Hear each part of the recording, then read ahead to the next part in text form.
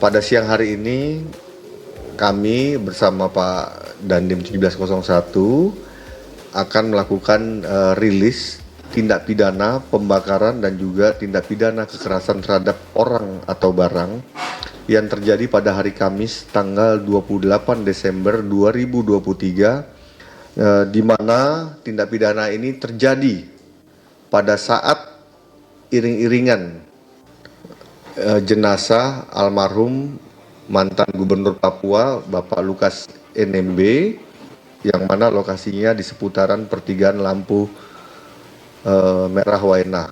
Hasil dari penyelidikan bersama bahwa perbuatan ini disengaja atau terjadi pembakaran.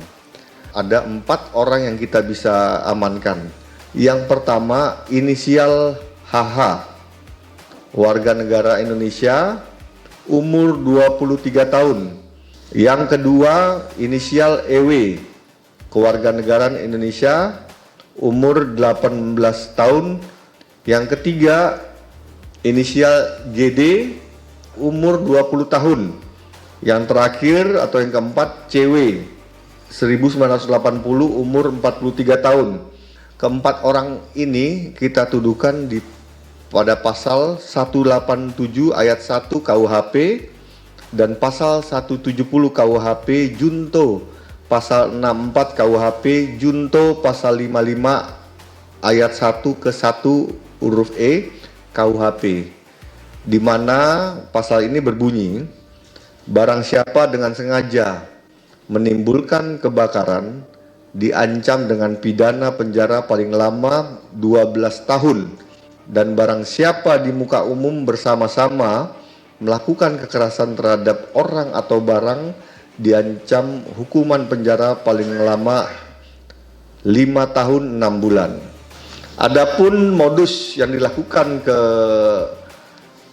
4 orang tersangka, ya, ingin memanfaatkan situasi pemakaman Bapak Lukas NMB ini menjadi kepada kegaduhan, ya, di kota dan juga di wilayah Kabupaten Jayapura, ya, untuk mengarah kepada tindakan-tindakan yang anarkis. Pada pukul 17.00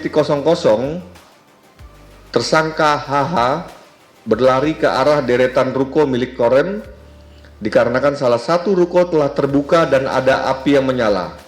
Tersangka HH kemudian mengambil karton yang berada di sekitar jalan, kemudian melemparkan ke dalam ruko yang telah terbakar dengan maksud agar api semakin membesar. Pukul 17.30 tersangka HH berlari ke arah Topas. Sampai di Topas, tersangka mengambil karton yang ada di pinggir jalan lagi dan dibantu oleh tersangka EW dan tersangka GD dalam mencari karton. Kemudian tersangka HH mengeluarkan korek gas yang berwarna biru dari dalam kantong celananya, lalu membakar karton tersebut dan melemparkan karton yang terbakar ke arah plafon toko Jaya Pratama yang bersebelahan dengan Topas sehingga terbakar di plafonnya. Pukul 18.00 waktu Indonesia Timur, setelah rangkaian peristiwa pembakaran dan pengerusakan tersebut, situasi di seputaran lampu merah Waena menjadi kacau dan api telah membesar, membakar deretan toko dan beberapa rumah dinas serta kantor milik TNI Angkatan Darat.